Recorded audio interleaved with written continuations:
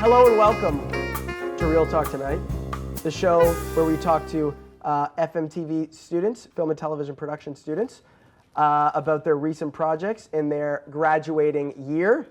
Tonight on the show, we have Anthony Dimaria and Carter Lind from the PSA for Toronto Zoo.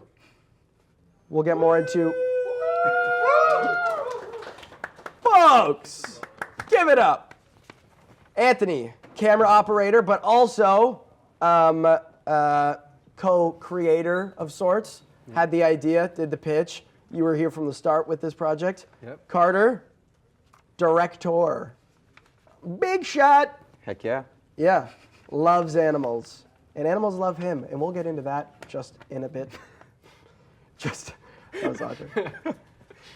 Okay, so first off, can you tell us a bit about it's not just a PSA for the zoo, it's a program? For their initiative. So yeah, we partnered with the Toronto Zoo, but specifically because the zoo is trying to move away from entertainment and to education, they have this initiative called Guardians of Wild, and it's basically their attempt to connect animals, people, and like conservation science, and just educate and bring people together to help save animals. And so the PSA is for that initiative and encouraging people of all ages, young kids all the way up to your nanny, to be a part of helping animals. That's very nice. I specifically love the animals in this PSA. I don't even think of them as animals because you focus mainly on great apes, right? Well, gorillas, orangutans, and what else? What other animals you got in here? Gibbons. We got some gibbons. Ooh, gibbons. Give me a gibbon. I think we have a turtle in it at some point, some birds. There were many turtles. There was a lot of turtles. Turtles, birds, hippos. Oh, yeah. Oh, yeah. Warthogs. Meerkat. Meerkat. Yep, Timon and Pumbaa made an appearance. They did, actually. Yeah. That's wonderful. Yeah. I love Lemurs, that. King Julian made it in. No way. We got the whole movie crew, yeah. That's amazing. We had our Disney princess moments with the animals. Princess moments? Yeah. All the animals surrounded us. We were all happy. Yeah. There's some singing. That's what the PSA. That sounds wonderful. Can you please, pretty please, talk a little bit about how you got in touch? Toronto Zoo is such a massive entity. It's not some small organization. So I'm sure getting in touch with them and getting this all sorted out was not too easy. So could you please talk about the process of sort of acquiring them as a client of sorts? So it was pretty tough. Originally, we had the little rescue reptile kind of rescue where they took like basically house pets that had been abandoned and got them readopted. And we thought we could maybe do something bigger, something more ambitious. And I was like, you know what? Screw it. Let's see if we could try to get the Toronto Zoo on board. So I was trying to find any way to contact them, and there was like nothing. And then I found some like back alley link that had the contact, like the phone numbers and emails of like everyone at the zoo, the scientific, their social media, like big names for the zoo. And I just went down and was like, okay, email this person, and just like emailed 15 people. And finally somebody emailed us back and we started talking to them. And like, it was very slow because they were very specific because we're working with animals. You have to respect them. And also we were going during working hours. So respect the business. So after some negotiations, we did get them on board. And it was like, we didn't have a signed letter till like probably 10 minutes before we actually went up and pitched. Wow. So we were emailing them in the pitches, stressing out so much. Yeah. So it was like, as we were walking, or right before we walked up, we got the signed letter. So that when Robin was like, do you guys have a signed letter? Yep, we have it. It's good. Yeah. The night before, we had to prepare 2 slideshows because we didn't know which project we were pitching. Really? We spent the time building one for the little reptile, one for the zoo. And as he was saying, like we sat through 2.5 hours of pitches just sitting there like, what are we doing? What are we doing? We didn't know. And then we finally got that letter 2 pitches later, like 5 minutes later, we're up there and we're like, well, let's do this. We selected the one. We had no idea what we were going to say. We just walked up and pitched what we did the night before. But yeah, it was it was super hectic and super stressful. That's insane. It was really cool once we got it. And Of course. Getting this shot, because obviously shooting with animals anywhere is such a difficult process because they don't speak English or any other language. There's no interpreters for them. So that's difficult. But then on top of that, they're in enclosures. You can't touch them, you can't move them or anything. So was that a worry for you, especially you as the camera operator? I mean, you for the director, obviously, as well. But was that a big worry, and how did that turn out? So it was a worry, because obviously one of the big things they say is like, don't work with animals, because especially these animals, you can't direct, like Carter can't tell them, hey, go stand over there, look in the camera. they're unpredictable. Yeah. Yes. They're wild. Yeah. So it's like shooting a live event, and luckily Carter's done a lot of directing for live events, so he was great at like telling us what he wanted, and a lot of the times it would be like, we'd literally just run and gun it, where I was running around with that camera and just shooting whatever I could. Not with bullets, but with a...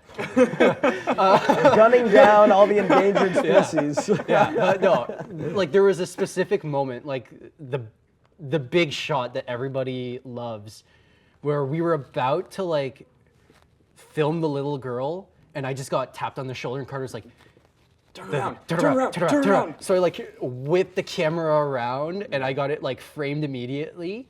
And then you just see like the orangutan go like this, look in the camera, and just smile. And it was like No the way. best shot ever. And I just have Carter behind me, just yes, Anthony, yes, Anthony, shaking me from behind. It was great.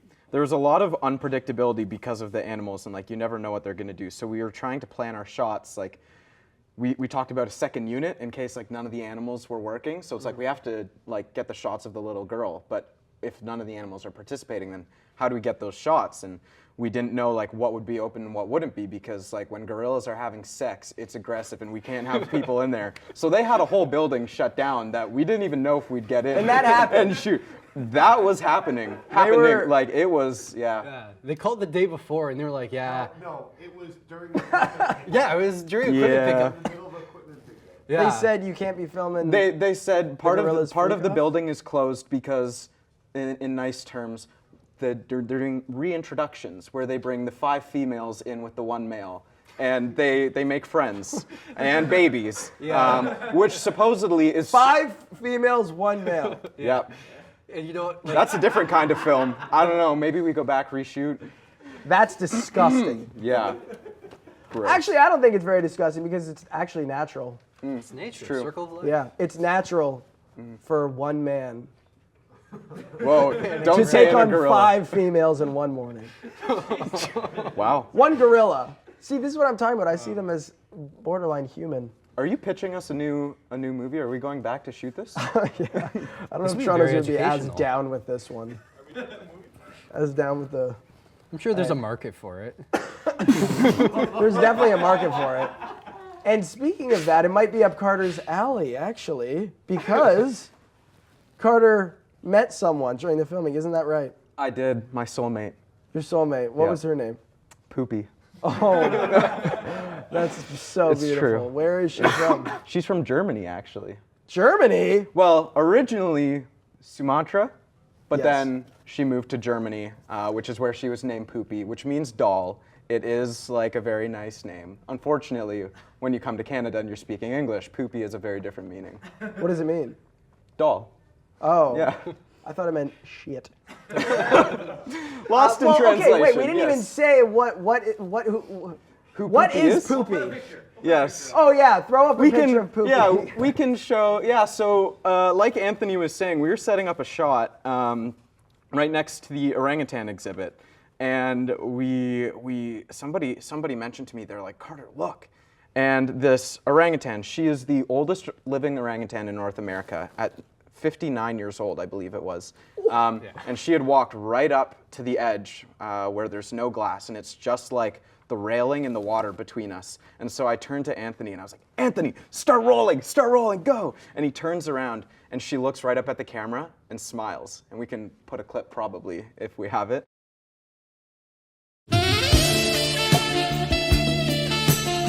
From, Yeah, she looks right at us and smiles, and we're all freaking out. We're like, this is so cool, this is so cool. And so I turned to our zoo representative, Amy, and I was like, that was crazy. Like, did you see that? And she was like, talking with us, and she was like, were you standing next to the camera? I was like, yeah. She's like, oh, that makes sense. I was like, what do you mean? She goes, Poopy loves men with beards. and I just kind of stopped. I was like, are you pulling my leg? Like, you're kidding, right? She's like, no, she does not care for the female, like, zookeepers, but the men with beards she loves. And so then I turned around and I introduced myself really nicely to Poopy, and I mentioned I could take her for a long walk on the beach anytime she wants. And yeah, we just really connected on a deep level that day. Physically? Well, no, unfortunately, like I said, there was the railing and the water between us, but there's something kind of poetic about that because The railing and the water and a life together lost. it's true. You could Behind have been glass. something. I can always jump the Together. railing and get in there. I could break her out. What are you gonna do? Take her for a walk. Oh, okay. Although she does have a lot of arthritis, so maybe that's not the greatest thing for her. Oh my God, I don't know she's if I can geriatric. afford the drugs, but I think Poopy's my. You're a freak. You're a disgusting animal-loving freak, like we were talking about earlier. And you might even be a stepdaddy. It's true. It is true. Poopy does have a son, and his name is Booty. Oh my God. This is And I am not joking. That's beautiful. yeah. I don't know what that name means. I think we all know what that name means. It is B-U-D-I, Booty. Oh. But yes, I think Poopy and Booty are my forever family. Poopy. It's so stupid. I cannot take that seriously. disrespect her. Yeah, sorry, that's your girl, dude. Yeah, I'm come on, shit-talking man. her right now. Not cool. That's fantastic. Yeah. I'm very excited. Love on the set. Love on the set. Mm-hmm. Love on the Love in the air. spectrum. I have applied for that actually, believe it or not. You applied for Love on the Spectrum? I have. Really? They didn't accept my application because I wasn't American. That was the reasoning. I don't know. Yeah. Anyways, side talk. You applied for Love on the Spectrum? Yeah. Let's Found an make open that what the casting call. episode is about. Oh, man. Okay, would you like to give a little shout out to where you could see this beautiful PSA? I don't actually know where it's playing. No, fucking guy. So give a shout out where it's I don't know. You can see this PSA at the Hot Docs Ted Rogers Cinema on April 16th, along with all the other capstone films and PSAs from this wonderful year, graduating year of students. Thank you, fellas. Thank you. Thank you. Thank you, and have a great night, folks.